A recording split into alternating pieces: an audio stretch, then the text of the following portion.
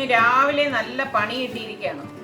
സൽമാനും നിസാറിക്കായി നടന്നിട്ട് ഇതുവരെ വന്നില്ല. വന്നിരുന്നെങ്കിൽ എനിക്ക് ഈ ജോലി ഒഴിവായേനെ. ആ സമയമാകുമ്പോഴേ റിസ്വാൻ കൊണ്ടുവരത്തുള്ളൂ.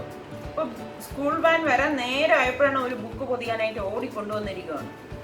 ഞാൻ എപ്പോഴും പറയും തലേ ദിവസം ഇതെല്ലാം നോക്കി വെക്കണമെന്ന്, എന്നാലും കേൾക്കത്തില്ല. ഇനി ഇത് കഴിഞ്ഞിട്ട് വേണം എനിക്ക് കിച്ചണിലേക്ക് പോയിട്ട് സംഭാരം തയ്യാറാക്കാൻ. ഇന്ന് ഞാൻ ഉണ്ടാക്കാൻ പോകുന്നതേ എല്ലാവർക്കും ഉണ്ടാക്കാൻ പറ്റുന്ന റിഫ്രഷിംഗ് ആയിട്ടുള്ള ഡ്രിങ്കാണ് സംഭാരം. അപ്പം ഞാൻ ഇതിനു മുൻപ് വെജിറ്റബിളിൻ്റെ ജ്യൂസ് ഇട്ടിരുന്നു, പിന്നെ ഫ്രൂട്ട്സിൻ്റെ ജ്യൂസ് ഇട്ടിരുന്നു. അപ്പോൾ അതൊക്കെ എല്ലാവർക്കും ഇഷ്ടമായെന്ന് അറിഞ്ഞു. അതിലെനിക്ക് വളരെ സന്തോഷം. അപ്പം ഞാൻ വിചാരിച്ചു ഇന്ന് എല്ലാവർക്കും ഉണ്ടാക്കാൻ പറ്റുന്നത്, എല്ലാവരുടെ വീടുകളിലും തൈര് കാണും. പിന്നെ ഈ തൈര് ഉണ്ടാക്കുന്നതിൻ്റെ വീഡിയോ ഞാൻ ഇതിനു മുൻപ് പോസ്റ്റ് ചെയ്തിട്ടുണ്ടായിരുന്നേ. അതിൻ്റെ ലിങ്ക് ഞാൻ ഈ ഡിസ്ക്രിപ്ഷൻ ബോക്സിൽ കൊടുത്തിരിക്കാം. അപ്പം നിങ്ങൾ ഉണ്ടാക്കണം എന്നുണ്ടെങ്കിൽ അത് നോക്കിയിട്ട് ഉണ്ടാക്കിയെടുത്താൽ മതി. അപ്പം ഇത് കഴിഞ്ഞിട്ട് വേണം എനിക്ക് സംഭാരം റെഡിയാക്കി വെക്കാൻ. അത് റെഡിയാക്കി ഇപ്പം ഞാൻ വെച്ച് കഴിഞ്ഞാൽ വൈകുന്നേരം ഒരു സ്കൂളിൽ നിന്നൊക്കെ വരുമ്പോൾ ഒഴിച്ചു കൊടുക്കും.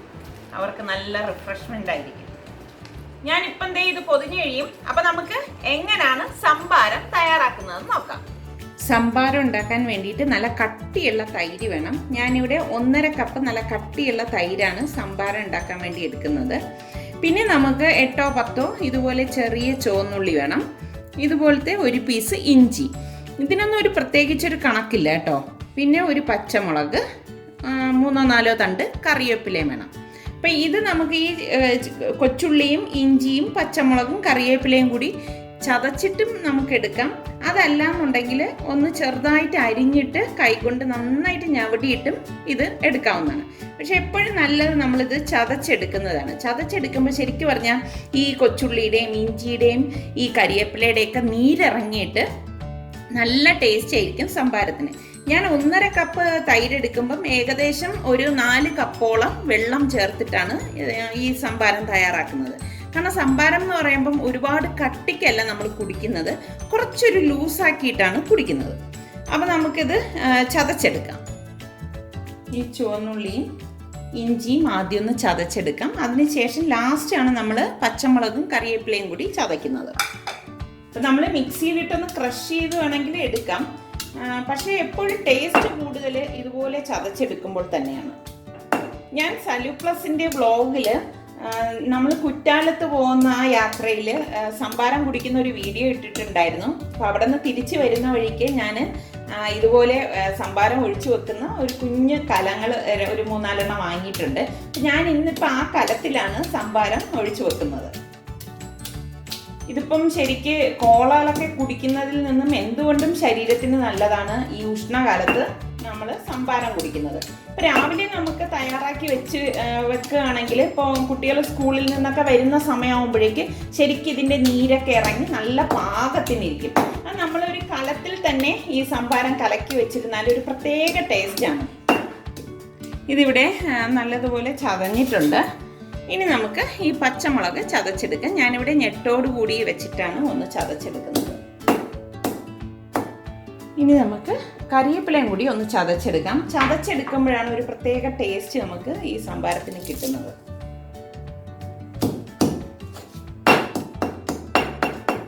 പണ്ട് ഞങ്ങളുടെ വീട്ടിൽ നാരകം ഉണ്ടായിരുന്നു. അപ്പം ആ നാരകത്തിൻ്റെ ഇലയൊക്കെ ഇട്ടിട്ടാണ് ഉമ്മ സംഭാരം ഉണ്ടാക്കി തന്നിരുന്നത്. ഇത്രയും മതിയാകും. സാധാരണ ഞാൻ വലിയൊരു കലത്തിലാണ് ഇതുപോലെ സംഭാരം രാവിലെ തയ്യാറാക്കി വെക്കുന്നത്. വൈകുന്നേരം കുട്ടികൾ സ്കൂളിൽ നിന്ന് വരുമ്പോൾ അതിൽ നിന്ന് ഒഴിച്ചു കൊടുക്കുകയാണ് ചെയ്യുന്നത്. ഇന്നിപ്പം നിങ്ങളെ കാണിക്കാൻ വേണ്ടിയിട്ട് ഞാൻ ഇതുപോലെ ഒരു ഗ്ലാസ് ബൗൾ എടുക്കുകയാണ്. ഇതിലേക്ക് നമുക്ക് ഈ 1.5 കപ്പ് കട്ടിയുള്ള തൈര് ഒഴിച്ചു കൊടുക്കാം. 1.5 കപ്പ് തൈര് ഈ ബൗളിലേക്ക് ഒഴിച്ചിട്ടുണ്ട്. ഇനി ഇതിലേക്ക് ഞാൻ പാകത്തിനുള്ള ഉപ്പിട്ട് കൊടുക്കുകയാണ്. നമുക്ക് ഇതുപോലെയുള്ള ഒരു മത്ത് കൊണ്ട് ഇത് ഉടച്ചു കൊടുക്കാം. അതല്ലാന്നുണ്ടെങ്കിൽ ഇപ്പം നിങ്ങളുടെ കയ്യിൽ ഇതുപോലത്തെ വിസ്ക് ഉണ്ടെങ്കിൽ വിസ്ക് വെച്ചിട്ട് ഇത് കട്ടയില്ലാതെ ഒന്ന് വിസ്ക് ചെയ്തെടുത്താലും മതി. ഒട്ടും കട്ടയില്ലാതെ ഇതൊന്ന് ഉടച്ചെടുക്കണം. ഇനി ഞാൻ ഇതിലേക്ക് 4 കപ്പോളം വെള്ളം ഒഴിച്ചു കൊടുക്കുകയാണ്. ഇതിനൊന്നും ഒരു കണക്കൊന്നുമില്ല കേട്ടോ. ഞാൻ നിങ്ങളെ കാണിക്കാൻ വേണ്ടിയിട്ട് ഇങ്ങനെ ഒഴിച്ചു കൊടുക്കുകയാണ്. നമ്മൾ കട്ടിക്ക് ഒരിക്കലും സംഭാരം എടുക്കത്തില്ല, ലൂസാക്കിയാണ് സംഭാരം എടുക്കുന്നത്. അപ്പം 4 കപ്പ് വെള്ളം ഞാൻ ഇതിലേക്ക് ഒഴിച്ചിട്ടുണ്ട്. ഇനി ഇത് നന്നായിട്ടൊന്ന് ഇളക്കി കൊടുക്കാം. കണ്ടോ, ഇതാണ് ഇതിൻ്റെ ഒരു കൺസിസ്റ്റൻസി. ഇനി നമ്മൾ ഈ ചതച്ച് വെച്ചിരിക്കുന്നത് ഇതിലേക്ക് ഇട്ട് കൊടുക്കാം.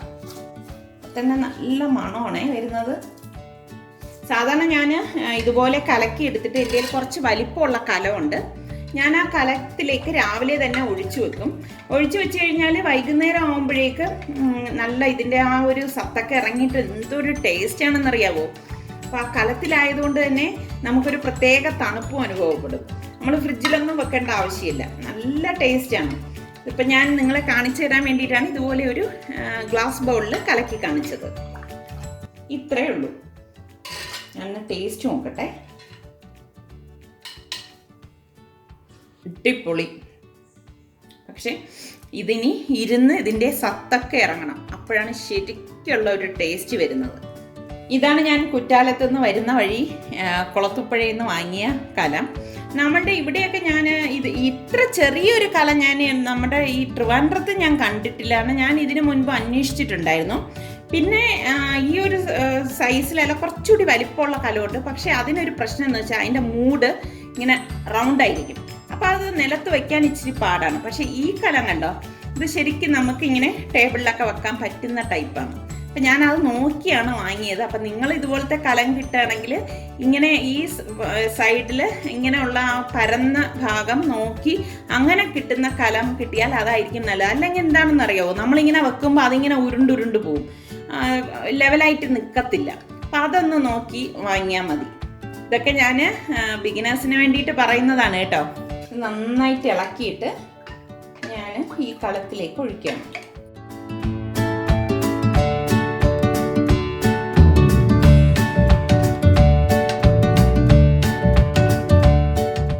ഞാനിനി കുറച്ച് കരിവേപ്പില ഇതിൻ്റെ മുകളിലേക്ക് ഇട്ട് കൊടുക്കണം കേട്ടോ. ഇതൊരു ഭംഗിക്ക് വേണ്ടിയിട്ട്, ഒരു മണം കിട്ടാൻ വേണ്ടിയിട്ട് ഞാൻ ഈ കരിവേപ്പില രണ്ടായിട്ടൊന്ന് കീറിയിട്ടാണ് ഇട്ട് കൊടുക്കുന്നത്. സംഭാരം ഇവിടെ തയ്യാറായിട്ടുണ്ട്. ഇത് ഞാൻ നേരത്തെ പറഞ്ഞതുപോലെ രാവിലെ നമ്മൾ ഉണ്ടാക്കി വെക്കുകയാണെങ്കിൽ വൈകുന്നേരം കുട്ടികൾ സ്കൂളിൽ നിന്ന് വരുമ്പോൾ കൊടുത്താൽ അവരുടെ ക്ഷീണമൊക്കെ മാറും. അപ്പോൾ എല്ലാവരും ട്രൈ ചെയ്ത് നോക്കി. നിങ്ങൾക്കിത് ഇഷ്ടമാണെങ്കിൽ ഇതിൻ്റെ ലിങ്ക് ഷെയർ ചെയ്യുവാനും ലൈക്ക് ചെയ്യുവാനും കമൻറ്റ് ചെയ്യാനും മറക്കണ്ട. അതുപോലെ തന്നെ സലു കിച്ചൻ സബ്സ്ക്രൈബ് ചെയ്തിട്ടില്ലാത്തവരുണ്ടെങ്കിൽ ഈസി റെസിപ്പികൾക്കായി സലു കിച്ചൻ സബ്സ്ക്രൈബ് ചെയ്യാൻ മറക്കരുതേ.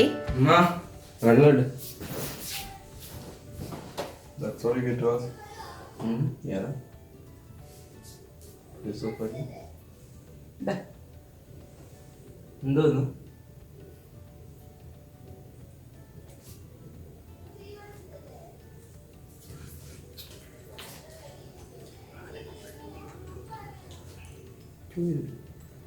എങ്ങനെയുണ്ട് രസം? അടിപൊളി, റിഫ്രഷ്.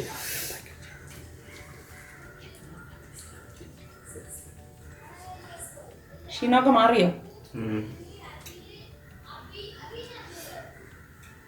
എരിവുണ്ടോ? ഇത്രക്കില്ല.